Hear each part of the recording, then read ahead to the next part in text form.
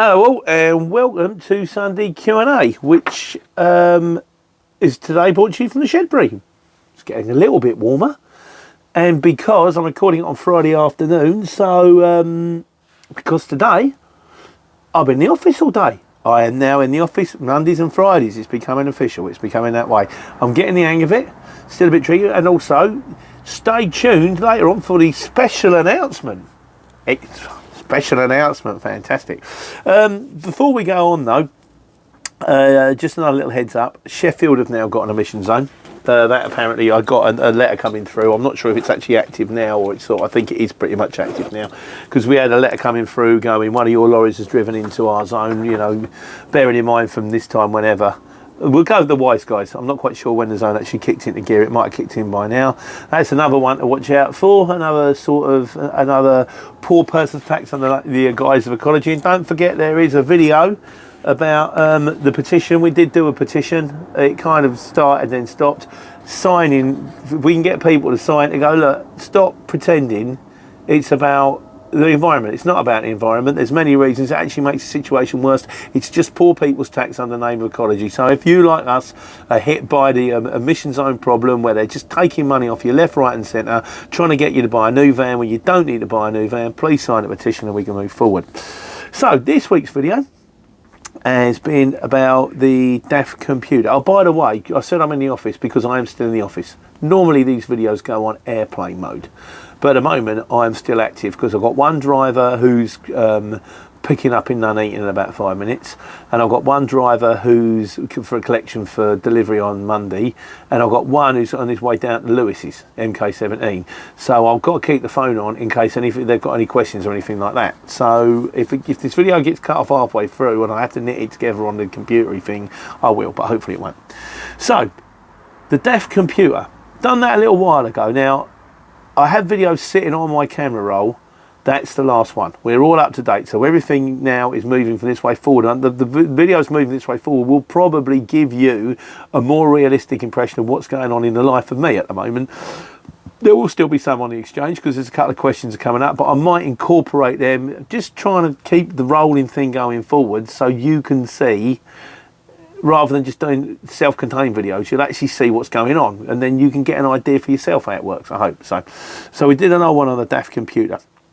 Chris Gassel says, he said, I drove a DAF 105 460 for Glen Transport. I assume it's Glen Transport around the corner from me in Leighton Buzzard, until I retired. The only thing I used the computer for was to keep a rough check on the miles per gallon and of course check the oil level, but half the time the oil level function showed no data. I struggle with oil. I want one of them. Oh no, I want an electronic dipstick, because when I pull it out of a normal dipstick, like my mechanic says, he says there to there on the stick of a DAF, it can be 1 litre. And that yours, the truck holes, I don't know if it's 10 litres or 18 litres or something like that. So what I've done before is I thought it's had no oil in it, overfilled it, stuck 5 litres in, and then had to get him out to take some of it out. I hate the oil thing. It bugs me. I have to get mechanics to do it.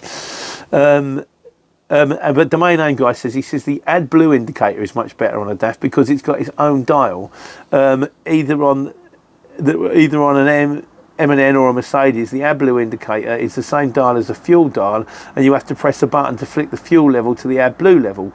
All trucks should have microwaves and fridge freezers, etc. Class trucks have microwaves and fridge freezers, 7.5 tonnes still drive the same hours. Yes.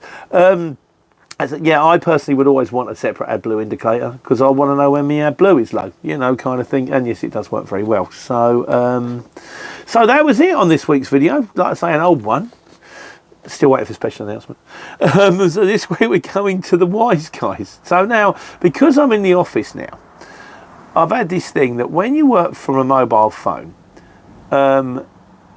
you can actually go on a job, click on a job, and it says, it comes up with like the little van, where it is, how far it is to pick up, and then it draws a line between the collection point and the delivery point. It says how far you are to pick up and how long the job should take and the route that it kind of thinks you should take.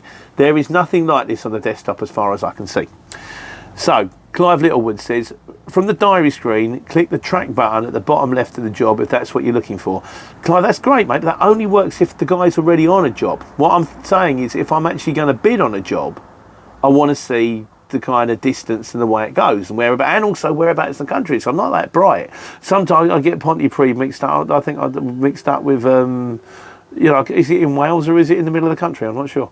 There's certain things where I get confused. Like the other day, I had a terribly scary situation where I booked a driver going to SG, Stevenage, and he went, I'm going to Sheffield. Turns out it wasn't me. It was actually the app had done it. As you will see after we get to the special announcement. Don't hold your breath. It's not that special. And Leachy 001 says, I also don't get the distance to pick up, deliver on the desktop version. I have no idea why it doesn't. Maybe the settings are wrong. So I rang the exchange, sure enough, to get through to the technical team. Then I sat on the phone for 10 minutes, and then they said, ring back later. Oh, that's great, isn't it? But then I rang my mate Will. And Will was the guy who signed me up 5 years ago. He went to answer the phone. But my mate Will rang me back. Because he said, oh, there's a blast from the past. How you doing? They know me because of the videos, and he said, no, there isn't anything on the desktop version. And I said, Will, in the nicest possible way, it's easier to run the lorries from the mobile phone than it is to run from the computer. And he said, well, I'll put it across the technical team. I said, if you could get someone at the technical team to add something like that to the maps, it would be a game changer. So that's it. So now we're down into the special announcement, which is right. So I've been in the office all week, and I have recorded basically a day in the life of being a shipper from the early days, because I don't know what's going on. So I've done a video of like me making mistakes and all this kind of stuff. It goes on a bit, and I've watched it back. It's really boring. Really boring. So what I might do, what I want to do, but it's going to take some time, I'm probably going to try and do it over the weekend, is split it into 5 separate, like 15-minute, but like we used to come home from school after Grange Hill had finished, wow, and before like the news started, this contemporary reference for the 18 to 25-year-olds here, there would be like this 10-minute thing or 5-minute thing like Ivor the Engine or the Clangers or Will O' the Wisp. It wasn't always brilliant, but it was better than the news. So what I want to do is I want to break it up into 5 little bite size, and I might put it out Monday, Tuesday, Wednesday, Thursday, Friday, and then anybody who wants to watch it can watch it as one. I'll just sort of add view next video, because if you go try and watch it all in one go, it's really dull. The other thing I might do, I might spice it up with a bit of entertainment, because otherwise it might be a bit dull. I might add a commentary, maybe do a bit of magic, get my saxophone out, play my guitar. That's going to be terrible. Do some dancing, just to try and break it up a little bit. So that's extra special just for you guys. I have absolutely no way. I've been staring at a computer screen for 6 hours. I'd say, look at my eyes. They're like what's its name? Holes in the snow. Oh, honestly, I've got the tiny eyes of a shrew going on here. It's staring at the computer screen. Don't do you no favours at all. I'll still be in the lorry Tuesday, Wednesday, Thursday, so I'll get the open road still. So, right, back to the wise guys. Luke Van Gap says, he said, I've got a question for you and the group, Pete. Does anyone else feel that you now have to screenshot the bids for evidential use? Several times in recent months, I've had shippers change the job details after the bid went on. As an example, today I successfully bid on a job going from Bristol to Warminster, but it came through, it said Bristol to Cardiff. Totally opposite direction I would have bid on. I called the shipper who said, that's what you bid on. Are you doing it or not? As that would have it, this one got cancelled by the customer, so it was a moot point. But it seems to be happening more often. I've had prices amended. Bid 82, confirmation comes through at 80. Postcodes are changed, even stops added. The only way I can see to protect ourselves from rogue shipper practice is to screenshot the bid as proof of what was expected when the job was posted. I would be interested to hear what others have had to say. Look, it happened to me once. I bid on a job, and I was picking up in sort of Kettering way. And it was delivering to Dartford. Not Dartford. Yeah, it must have been Dartford, because it was when I was in a Luton van. Or it might have been a 7.5 tonne. It was delivering to... it was delivering to the docks, but it was, let's say, Tilbury. Looked at it later. It said Ellesmere Port. What's going on here? I've driven from sort of... it was Northampton, an hour north, or it might have been even further than that. It might have been Dudley or something like that. I've driven all the way back thinking, right, I've got to drop it off in into Tilbury in the morning. And I rang him up. He went, no, it was always Ellesmere Port. I thought, I swear it wasn't else important. And you think, did I bid on it? And then you think, if I took a screenshot, would it work? But then it happens so rarely that I used to take photos of the goods on, get the signature, get the photos, upload the photos, and then I found it was just taking extra time, only a little bit of extra time, and no one ever needed it, so I stopped doing it. I suppose it wouldn't hurt. Well, the other thing I would turn around and say is when the guy turns around and says, no, that's the job you bid on, I'll go, no, it's not. And you might as well cancel it, mate, because I ain't doing that. And normally also the price would reflect it. So you would turn around to him and you go, well, hang on a second. If it's the same kind of distance, yeah, you go, well, you just had a bid for 80 quid for 80 miles. I'm not going to bid you 80 quid for 150 miles, am I? And you're not going to accept it because you'd think something's wrong. So, yeah, but let's get some feedback from Luke on that one. Has that happened to anybody else? Has anyone else bid on a job and it's come through differently, had the price changes and all that kind of stuff? Yeah, let's get back to the man. So, Steve Campbell says, I don't have the app. My boss just sends me postcodes of where to pick up and drop off screenshots on WhatsApp. I'm not sure they're allowed to do that, Steve. I think that's where they've got like a small subscription and then they're doing it off their own subscription. It doesn't help from the customer's point of view because you can't, and from our point of view, because you can't track the van. That's how me and Tony started, long time ago. Don't think you're supposed to do that, but there you go. He also said, I've never really had a problem with the police coming for me. That doesn't surprise me, Steve. But yeah, that's it on the Wise Guys this week. We're on to trucks now. 1828, do the timestamp. Right. Chris Harris says, hi Pete, glad you got the curtain sorted. The pain is now behind you. We've forgotten about that one. Although Harry did ring me today to say a couple of the corners, it's 5 hours, a couple of the corners aren't quite stuck. So I bought a roller and a heat gun off of YouTube. Not YouTube? Oh, I told you. Look at these eyes. Staring at a computer screen all day. So I might try and do a video of like repairing the curtains. I've done the long video, but I didn't really get enough to show you how to do the thing. Or I might just repair it, who knows. I don't have to tape everything in my life, do I?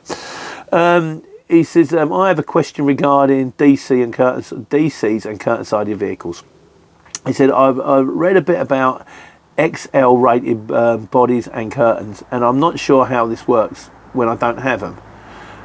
XL meaning extra large, I assume? I don't have an XL rated body or curtains. I'm not sure if you do. I think I've just got a standard, mate, which I believe means that loads need to be strapped as if they were on a flatbed. If the goods weigh less than 400 kilos, then internal straps or XL curtains are enough. Oh, you're talking about load-bearing curtains. Right, fair enough. As long as they're a snug fit between the curtains.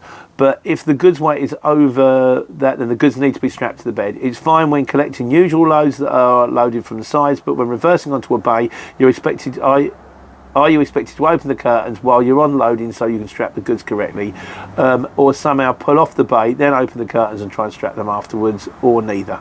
Right, so regarding curtains, theoretically, if you've got load-bearing curtains and if the pallets do fit neatly between the curtains and they're sort of up against the bulkhead, theoretically, and if they're below a certain weight, I don't know if it's 300 kilos or 400 kilos per pallet, you don't have to strap them theoretically. Practically, if you get stopped by Vosa and they're not strapped, then Vosa will get the ump. And even if you've got load-bearing curtains, it's still probably wise to strap the back one, so you can turn around and go, look, the curtains are all holding the load down all the way along. The best thing to do is just to strap. It's kind of painful, but if you get one of them strap winder things, the best thing to do is just to strap. If you're being loaded on a bay, then yeah, you've got to. What I would do is once you've been loaded and the light has gone green and the thing has been shut, open up the curtains, sling the straps over, put your ratchets on, shut the curtains again. If someone is waiting for the bay, then you might want to pull off the bay and see if there's somewhere in the yard that you can park, or somewhere very soon after you leave the yard to park, strap the curtains. The problem you've got with that is if you leave the yard and then stop to strap the curtains and someone stops you between there and then, the excuse is, I've just picked up from there and I was just going over there to strap them, won't wash. You're on the open road. It's a bit like something could have happened in that time, that load could have been done. So the safest thing to do is to strap them on a bay. It is a pain, but it covers you. The biggest problem you've got is if it's sealed. What if they put the load on? Here's one for the wise guys. What if they put the load on? I've had this at Amazon before. They've put the load on. It's gone to cancer research, and then they've made you seal. What you probably would have to do then is say, I need to strap the load before you seal it. I would say. Let's have some feedback for old Chris here. Let's see what we say. But I would say the best thing to do is to strap. If you strapped it, you know you're covered. And then you kind of, like when you're following the police car and you know you've done absolutely nothing wrong, you want them to stop you. Stop me. But you don't really. You could be off the road for an hour and a half while they check everything. But you feel a bit smug anyway. Sure, they'll find something if they want to. Right, so miscellaneous. Right, today's miscellaneous questions are from Matty Jennings. He likes the videos. Cheers, Matty. He says, can you see what other people have bid and what jobs actually go for it? Is it blind? If so, how do you know when you're bidding the right money? It's blind, Matty. Their argument, I have said this before, that it would be good to see the jobs, and the people at the exchange say we don't show the jobs because the price of the jobs, because we believe it would drive the price down. Whether that's true or not, I don't know. But I think this is a very good point, and I shall be making a separate video for you about that where I cover that in more detail. But yeah, on the whole, it's blind bidding. Graham says, can you hang on for 10 minutes? Oh yeah, I've done that one before, where you go, can you just wait? I'm just going to put the bid through to my customer. What do you expect me to just sit here and not bid on any jobs for the next 10 minutes? It could turn into half an hour watching jobs go by, and then you don't ring me back and go, oh, I don't need you. He says, this happens to me sometimes, and 10 minutes doesn't always 10 minutes either. What I don't understand is this: when the customer books the shipper, why don't they just say the best price in the range to this? They must know what the customer is prepared to accept and what they've got. So what he's saying is they must know what the job is worth. So when the customer says, how much is it going to cost me to do this? I would do it. I would say, I think it's going to cost you around about this kind of money. And they'll say yes or no. That way, when the guy rings up, you go, okay, I'll book you. Absolutely, yeah, no, that does make perfect sense. But why they don't, I don't know. People do it their own ways. The amount of times where they go, I'm just ringing the customer. I'm just talking. Or you ring up, say, I'll put an e-bid in. Is that any good? Or just let me know sort of what you got on the job like. And they go, oh, we're just talking to the customer right now. Okay, magic job. Hopeless. There we go. So, ANX, it says, well, it is, mate, yeah, thank you. Just started a courier business for medical and dental supplies, doing lots of marketing through different channels. I was wondering if you had any recommendations in this particular industry. It's not something I do, medical or dental supplies. I would say it's probably something you'll make your own way in from people, for word of mouth. People find out that you're running it, and then they talk to their mates and that kind of stuff. You can buy lists. You can go, because my mate Nige knows all about this. He's SEO, and you search engine optimization, and you can go to places where you can buy lists of people who might be interested in that kind of thing, and then you can mail shot them or email them. The lists aren't cheap. £500, £1,000, loads of money. You can pay it depending on what list you want to buy. But I would say it's just probably, I wouldn't say there's any particular hard and fast rules about it. I think that's just you making your own way, given time, So, Steve Mitchell says, the courier exchange is terrible, the treatment of drivers is unfair, and the rules need changing.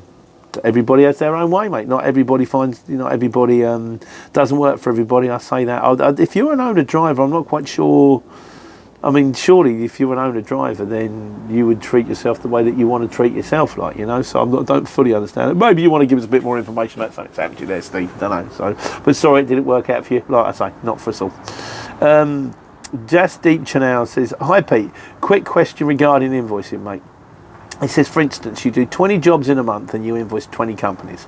After 30 days or whatever was agreed before accepting the job, how do you know whether the invoices have been paid?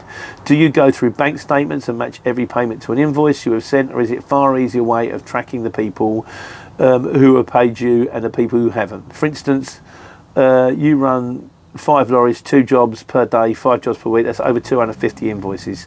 How do you know who's paid and who hasn't? Well, the way we do it is we do our own in-house billing system, so the guys tick off who's paid and who hasn't. We have a factoring company, but you don't want to rely on the factoring company to do your invoicing for you, because they'll get it wrong. They always do. Even a good factoring company, they end up sending letters to people who don't owe you money because they're paid, saying you owe you money, and that upsets your customers. So don't get a factoring company to do your invoicing. Do your own invoicing. The CX app is actually very good. If you actually, it ties in with the invoicing system. So once you've done the job, it will say this invoice is due at this stage. So once you've been paid that invoice into your bank, if you tick it off the CX app, it should run it for you. Having said that, I can't give you much more information than that because I don't deal with the invoicing side of things. Up until now, I've just dealt with the driving. Al and Gemma sorted out all the office. Now I'm dealing with the booking of jobs and the driving. I still don't do the invoicing side of things. So once again, if anyone's got any information they want to pass on to Jasdeep, then please do, because the wise guys, there'll be people out there that know far better than me about this. At the moment, all I'm concerned with is driving the trucks. Soon I will be concerned with running the trucks. The rest of it, well, they call it delegation. It's got to be delegation. Can't do it all, So Corrigan 71 says, have you been busy lately? It's February, mate, isn't it? January was tough, it always is. February, things are picking up slightly. The biggest problem I've had is having lorries off the road. The lorry's off the road because the curtain's been slashed. The lorry's off the road because the injectors have gone. At the moment, we've got 5 lorries running. And as long as we can get 1 job per day per lorry, that covers all of our X's. And I'm getting 1 job per day per lorry. And in quite a few of them, I'm getting 2 and maybe 1 in between. So it's been okay. I'm not getting my pick of jobs. I'm not sort of beating them off with a stick. But at the same time, it's been okay. We can't argue with that one. So, right. Janie Sain says, hi Pete, I've sent you an email a few days ago. Going to bump it up now in your inbox when you're off the road. Can you have a look and back to me, please? Yeah, Jamil. Well, I think I did see your email, but I saw it by accident. So don't ever look at emails. I've said before many times, if you want to get hold of me, don't send me an email, don't send me a WhatsApp, don't send me a message, don't put it on Facebook. I won't see it. I don't, because the best way to contact me is to leave a message in the comments under the videos.